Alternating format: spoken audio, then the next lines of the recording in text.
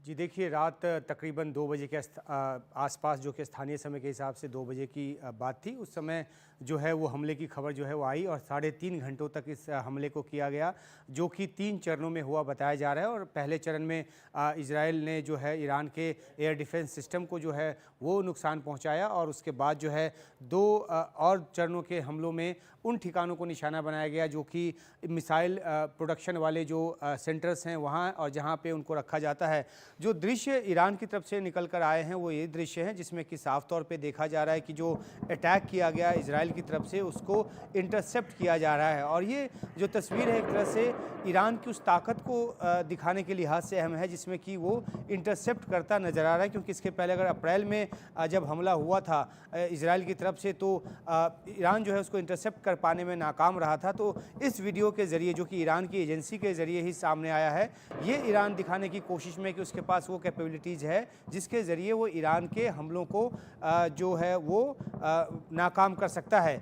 और अगर दूसरे विजुअल की तरफ चलें तो दूसरा विजुअल जो है वो भी ये बताता है कि किस तरीके से हमला हुआ। रात में जब उसको इंटरसेप्ट किया गया तो इस तरह से जो लाइट्स हैं वो दिखी और जो विस्फोट की आवाज़ है वो सुनाई पड़ी। 5 से 9 विस्फोट की आवाज़ पहले आई, लेकिन इस तरह के कई सारे जो जिसको कि ईरान अपनी तरफ से ड्रोन अटैक कह रहा है कि ड्रोन के ज़रिए हमला किया गया, तो उन तमाम जो ड्रोन अटैक्स हैं उनको नाकाम किया गया। और ईरान की तरफ से ये भी दावा किया गया है कि इजराइल के इस बड़े हमले के बावजूद उसको कोई ज़्यादा नुकसान नहीं हुआ है। 2 सैनिकों की मौत की पुष्टि ज़रूर उसने की है, लेकिन जितने बड़े पैमाने पर यह हमला बताया गया उस मुताबिक 2 सैनिकों की जो मौत की जो पुष्टि है वो काफ़ी ज़्यादा बड़ा हमला नहीं है। तो इजराइल का जो पलटवार है, कदमनिया बताइए किस तरीके से ईरान का जो हवाई हमला हुआ है, किस तरह से मिसाइलें दागी गई है और किस तरीके के दावे जो हैं प्रतिदावे किए गए हैं।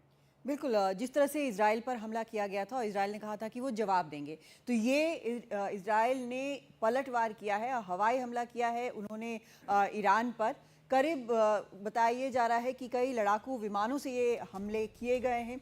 इजराइल तो शुरुआती जानकारी आई कि 100 लड़ाकू विमान थी, बिल्कुल से हमले करीब 100 लड़ाकू विमान है, ऐसी जानकारी आई थी। और तेहरान सहित ये भी जानकारी आई थी कि ईरान के 20 ठिकानों पर हमले किए गए हैं। तो ये शुरुआत में और इसका भी खंडन ईरान की तरफ से किया गया है कि 20 ईरान की तरफ से कहा गया है कि इतने नहीं हैं, 3 जगहों की उन्होंने बात की है, लेकिन शुरुआती जानकारी यही कि इस तरह से 20 ठिकाने, हालांकि एयर बेसेस हैं ये तय बात है, और कुछ जो ड्रोन और बाकी जो मैन्युफैक्चरिंग वहाँ पर होता है उसके और डिपो जो है वो है।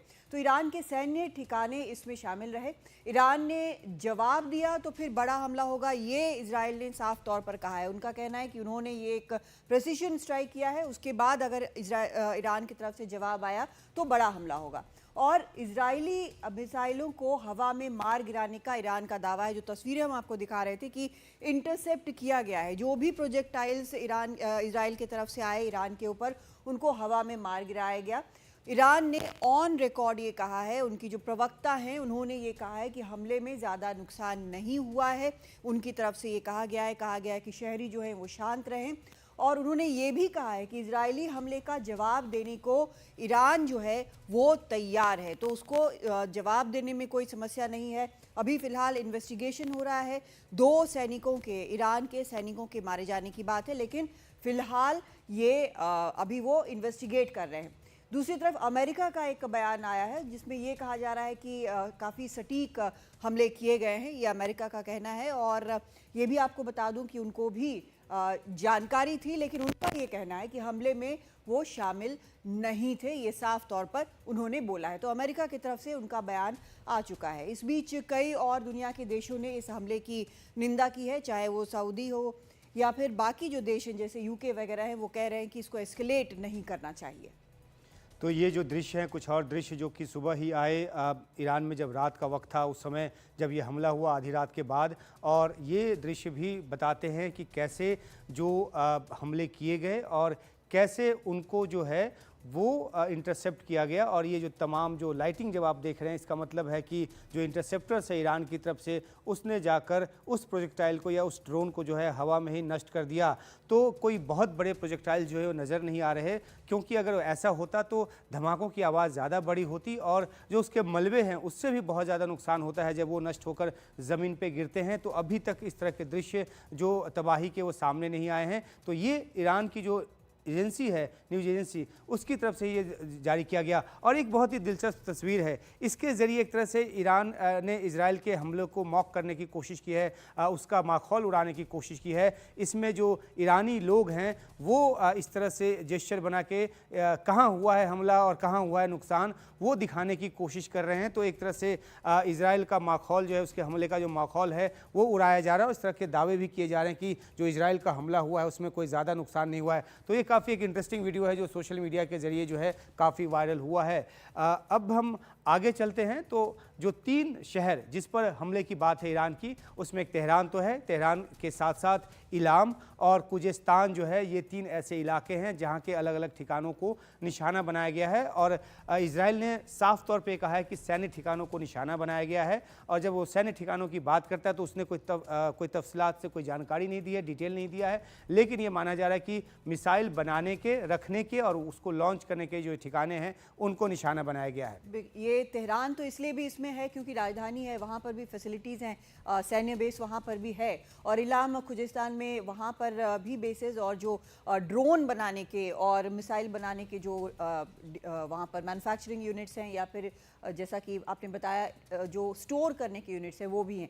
तो ये समझने वाली बात है, सिर्फ ये 3 पॉइंट्स अगर आप देखें तो ये समझने वाली बात है कि कितना इंफॉर्मेशन जो है, खुफिया जानकारी इजराइल के पास है। उसके पास फहरिस्त है कि परमाणु ठिकाने कौन कौन से हैं, चाहे वो अंडरग्राउंड ही हो, तेल के ऐसे कौन से अहम डिपो हैं जहाँ से तेल वहाँ पर जमा होने के बाद एक्सपोर्ट होता है, लेकिन उसने उससे निशाना नहीं। ये बहुत अहम पॉइंट है, वो इसलिए क्योंकि लगातार पहले अंदेशा ये जताया जा रहा था कि इजराइल जब हमले करेगा तो वो न्यूक्लियर साइट्स पे हमले करेगा, ईरान के वो तेल संयंत्रों पे करेगा, तेल डिपो पे करेगा। लेकिन अमेरिका कहीं ना कहीं पीछे खड़ा था और उसने, क्योंकि ब्लिंकन जो है अभी मिडिल ईस्ट के दौरे से वापस गए हैं, तेल अभी भी आए थे और ये जानकारी निकल कर सामने आई कि उन्होंने इजराइल को इस बात के लिए मना लिया है कि वो न्यूक्लियर साइट्स और तेल संयंत्रों पर जो है वो हमला नहीं करेगा और उसके बाद इस हमले को अंजाम दिया गया।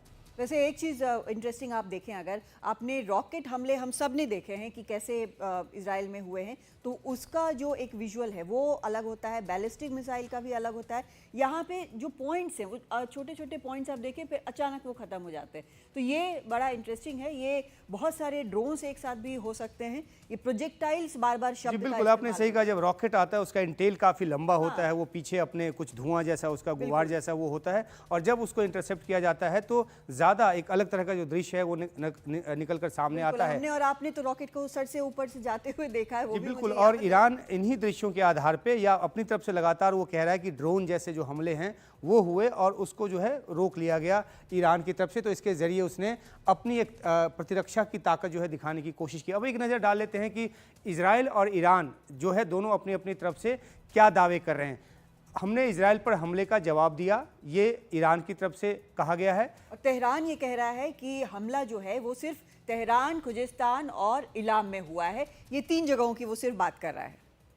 और आगे बढ़ते हैं, अगर हम अपने दर्शकों को बताएं तो ये भी बयान जो है बहुत अहम है इजराइल की तरफ से कि ईरान ने फिर से जवाब दिया तो फिर हमले करेंगे। ये पैटर्न लगातार जो है वो चला आ रहा है, जब से ईरान ने इजराइल पे किया, फिर इजराइल ने ईरान पे किया, फिर ईरान ने इजराइल पे किया और अब इजराइल ने ईरान पे किया। तो एक धमकी, एक चेतावनी फिर से एक बार जारी की गई है इजराइल की तरफ से। अब ईरान कह रहा है कि हमले में काफ़ी कम नुकसान हुआ, तो इसमें एक चीज़ समझने वाली ये भी है कि अगर नुकसान कम हुआ है तो डिस्प्रपोर्शनेट जवाब शायद ईरान ना दे फिलहाल, और इसको जाने भी दे कि एक जवाब दे दिया।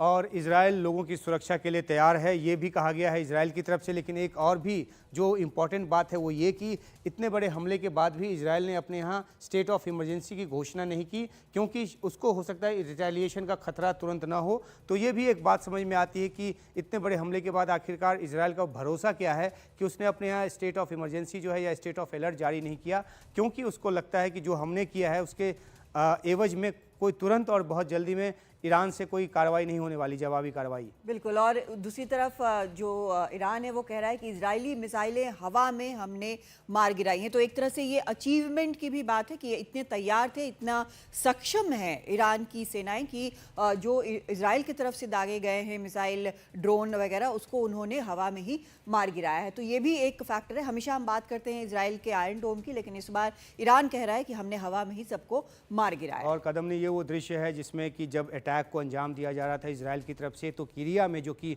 एयरफोर्स ऑपरेशन सेंटर है, वहाँ पे प्रधानमंत्री बेंजामिन नेतन्याहू, उनके कैबिनेट के जो दूसरे मंत्री हैं वो वहाँ पर मौजूद थे और पूरी तरह से वो इसका जो है इस हमले पे वो नज़र रख रहे थे और तकनीकी तौर पे उनको पूरी जानकारी दी जा रही थी और टारगेट्स के बारे में बताया जा रहा था। तो ये जो दृश्य है वो इजराइल पीएमओ की तरफ से जारी किया गया है, जिसमें ये इस तरीके से वो एक सुरक्षित ठिकाने पर बैठ के, जो कि एविएशन कमांड सेंटर है, वहाँ से इन लोगों ने इस पूरे हमले का जायज़ा जो है वो लिया। जी बिल्कुल, और ये काफ़ी अहम तस्वीर है क्योंकि यहाँ से ये इक्विपमेंट जो इनके सामने दिख रहा है उससे भी लगता है कि हर जगह से कनेक्शन है और अमेरिका को भी जानकारी है।